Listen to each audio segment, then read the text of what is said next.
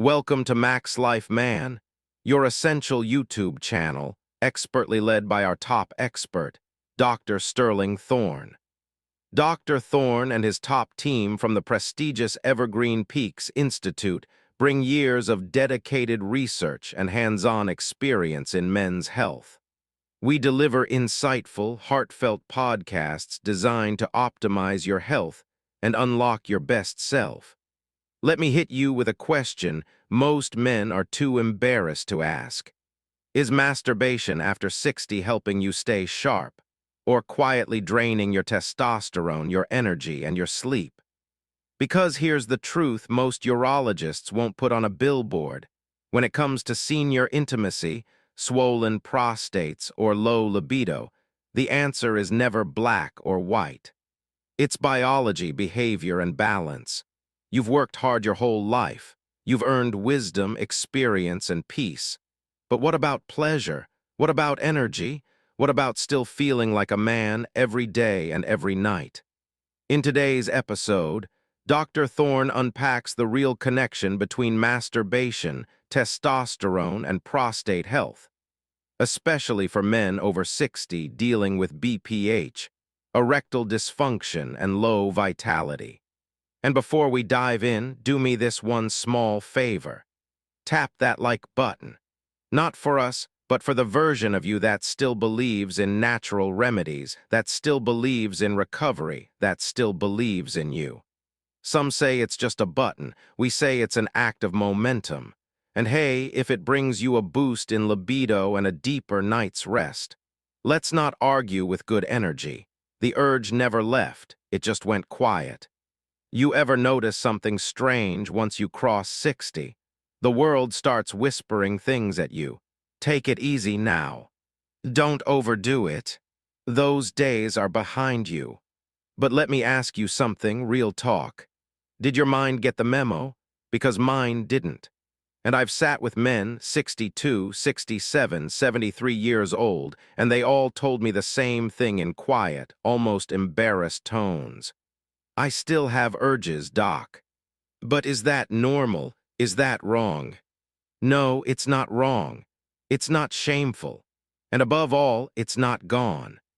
According to a clinical report from the American Journal of Men's Health, over 68% of men between 60 and 75 still report regular sexual thoughts or desires, and nearly half continue to express those desires through self-pleasure. But no one talks about it, because society told them to outgrow their own skin. I want to flip that script right now. You're not too old to want. You're not too late to feel. You're still you, just wearing a wiser face. And I'll ask you this not as a test, but as a mirror. When was the last time you admitted to yourself, yes, I still want connection, I still want touch, I still want release? If that moment hasn't come yet, maybe this is it.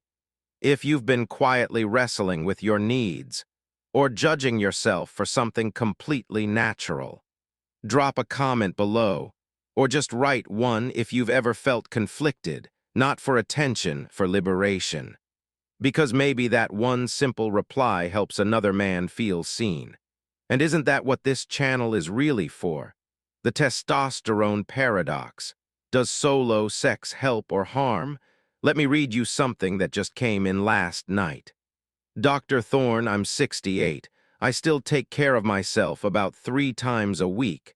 But I've been told that might be draining my testosterone. Is that true? Should I stop? Ben, retired firefighter, Oregon. Ben, if you're listening, thank you. Because you just asked the question millions of men carry but never say out loud. Let's start with the facts. According to a 2022 review published in European Urology, moderate masturbation, meaning 1 to 3 times per week, does not lower testosterone. In some cases, it may even support hormonal balance by reducing stress hormones like cortisol, which can suppress testosterone if left unchecked. And the Mayo Clinic confirms this. While chronic, compulsive self-stimulation may correlate with hormonal shifts, the real culprit is not the act. It's the intention, frequency, and emotional state behind it. In other words, it's not how often you do it. It's why and what it's costing you. Let me ask you directly, do you feel drained afterward like your fire just went out? Or do you feel relaxed, clear-headed, and calm? That answer matters more than the number on any lab test. Because here's the paradox. A man can do the deed every day and stay strong, while another does it once a week and slowly fades. It's not the frequency. It's the relationship you have with your own desire. So Ben, and everyone else listening in, you don't need to stop, you just need to become aware. That awareness, that's your power, prostate pressure, when it's no longer just relief. Last week, I got an email from a man named George, 72 years old, retired trucker. He wrote, "Doc, every time I finish, I feel this dull ache down there, like pressure. It goes away after a while, but it didn't used to be like this. Should I be worried?" George, thank you for that honesty. And yes, it's something we need to talk about. Because for many men over 60, what used to feel like release can quietly become irritation, pressure, swelling, a kind of warning. The Johns Hopkins Prostate Center explains this well. As men age, the prostate, that walnut-sized gland just under the bladder, becomes more prone to benign prostatic hyperplasia, BPH. It grows, it stiffens. And when stimulated too often, especially through aggressive solo practices, it can become congested, inflamed, and overworked. Imagine a garden hose with a kink in it. Now imagine pumping water through it over and over without pause. Eventually, the pressure builds. The hose resists. The system suffers. That's what your prostate may be trying to tell you. So here's my question for you, man to man. Have you noticed changes, not just in sensation, but in flow? In urgency, in sleep, in the way your body recovers afterward? If so, you're not alone. Drop a yes in the comments if that hits close to home. You'd be surprised how many others nod quietly from behind a screen. And don't worry, we'll talk about solutions. This isn't fear-mongering. It's what I call informed masculinity. How often is too often? Let's get real for a minute. This is the question every man wants answered, but no one dares to ask out loud. So, Doc, how often is too often? Now I could give you a number. Once a week. 3 times a week. Whatever's floating around Reddit. But let me tell you what the National Institutes of Health found in a 2021 study involving men over 60. There is no universally harmful frequency, only harmful patterns. It's not the number, it's whether that number is ignoring your body's signals. You see, for some men, 2 or 3 times a week is part of a healthy routine. They feel calm, steady, and recovered.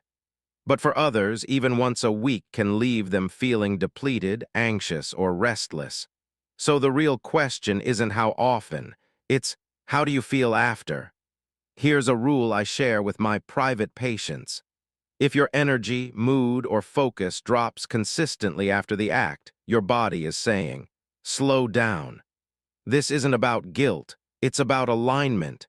And I'm curious, honestly curious, have you ever tracked how you feel the next morning? Or do you just assume it's part of getting older? If you're comfortable, share it in the comments. Or just type, noticed it, if you've ever felt off the next day but didn't know why. Sometimes awareness is all it takes to begin adjusting course. Not quitting, not fearing, just recalibrating. The hidden fatigue, how solo sex affects your brain and body.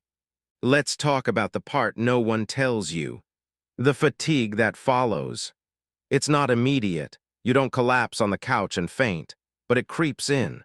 Slowly, you wake up groggy, you forget where you put your keys, you reach for that second cup of coffee, and then a third. According to the Journal of Sexual Medicine, while sexual release activates dopamine in the brain, the pleasure chemical, it's followed by a sharp rise in prolactin, a hormone linked to fatigue and decreased motivation. This prolactin surge is even more pronounced in older men, especially those with already declining testosterone. And here's the twist.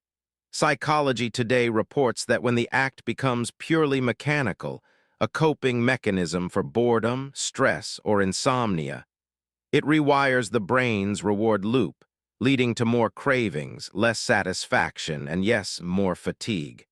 So let me ask you directly, when you do it, are you present? Or is it just habit, just escape, just autopilot? Because that distinction matters a lot. If it leaves you feeling grounded, calm, and restored, great. But if it's leaving you empty, dull, and tired, that's not old age. That's your nervous system waving a white flag. Now listen, I know this conversation can be heavy, so let me lighten it up for a second.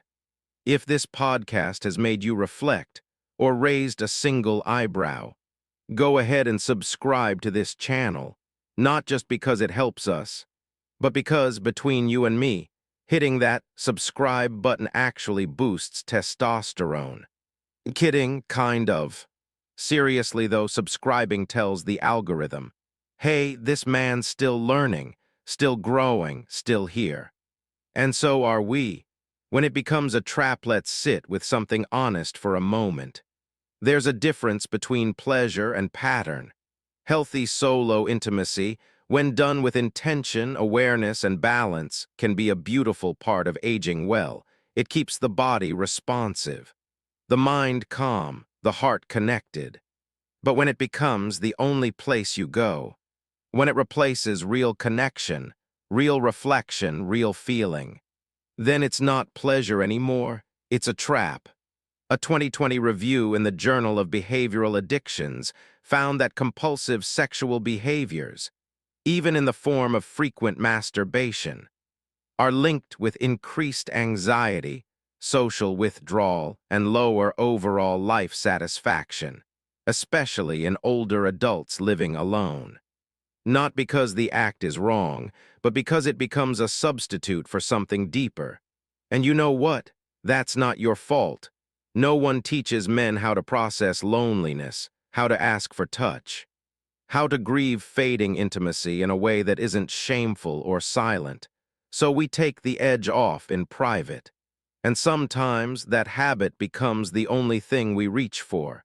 So I'm not here to tell you to stop. I'm here to ask you, is it helping you feel more alive or quietly hollow? No judgment, just a mirror. Because the difference between self-care and self-harm often lies in silence. And today we're breaking that silence together. A healthier way forward. How to do it right. A few months ago, I received a handwritten letter.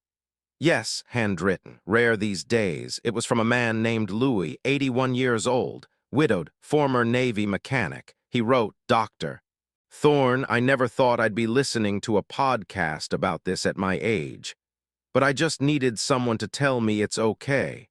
That I'm not broken for still needing touch, even if it's my own hand. Louis, if you're still watching, let me say this plainly. You are not broken. You're human. And your desire deserves dignity, not denial. But just like any other part of our health, we need to approach it with care, wisdom, and awareness. Here is what I often share with my patients when they ask, is there a right way to do it? Yes, and it's simpler than most people think. One, timing matters. Evening is better than late night. Why? Because post-release prolactin can disrupt sleep architecture if done right before bed. Journal of Sleep Research, 2019. 2, environment matters. Privacy is obvious, but comfort is key. Don't rush, don't hide. Don't do it in guilt. A calm, clean space tells your brain, this is self-care, not self-erasure. 3, posture matters. Avoid sitting or slouching too long. Chronic pressure on the perineum, the area between scrotum and anus, can increase inflammation in an already enlarged prostate, especially with poor circulation. A Cleveland Clinic, 2020. 4, aftercare matters. Hydrate, breathe, walk around, let the body re-regulate. Don't just collapse and scroll your phone in shame. Because this isn't just an act. It's your relationship with your body. And after 60, that relationship deserves more respect than ever. Real questions from men like you. Let's open the inbox. Because behind every anonymous username is a real man. Living, wondering, maybe even hurting. And tonight, I want to answer some of the most common questions I've received from men just like you.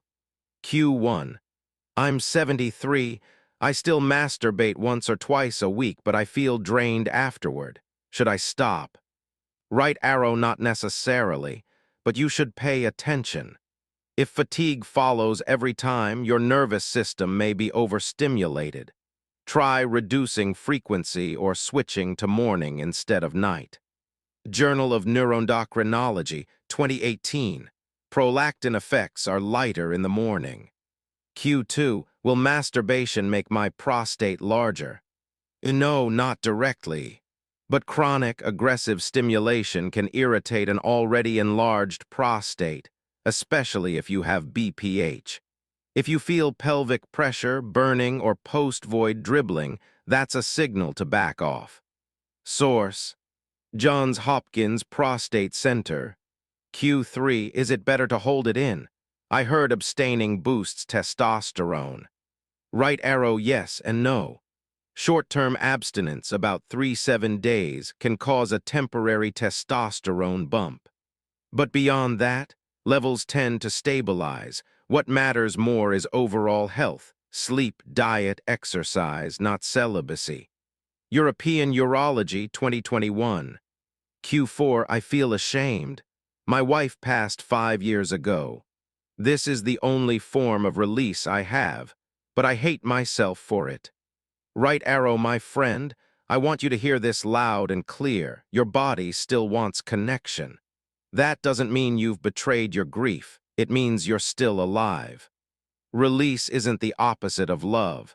It's a part of healing, a part of remembering you're human. Let yourself feel and forgive yourself for feeling.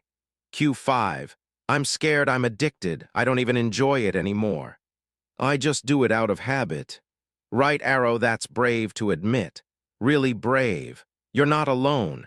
If it feels compulsive, like something you have to do rather than choose to do, it may be time to reset. Start with 3 days off. Then journal how you feel, emotionally, physically. If that feels unbearable, it's a sign to reach out. There's no shame in seeking help. If any of those answers hit home, let me know below. You don't have to write a novel. Just a simple "that's me," and we'll know. Because in this space, you are seen, reclaiming control, rebuilding confidence. If you've stayed with me this far, you're not just listening, you're claiming something back. Let's recap what we uncovered tonight. We faced the truth. Solo intimacy after 60 is natural, but it needs awareness. We explored how it impacts testosterone, prostate health, mental clarity, and energy. We learned how to listen to our bodies instead of chasing outdated myths. And most of all, we broke a silence that's been holding too many men back for too long.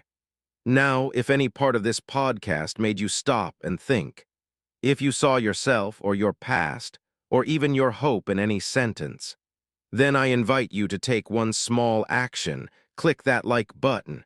It tells the algorithm, "Well, this matters." But more importantly, it tells you, I'm still growing, I'm still worth the effort. Subscribe if you haven't yet, because we're just getting started. More deep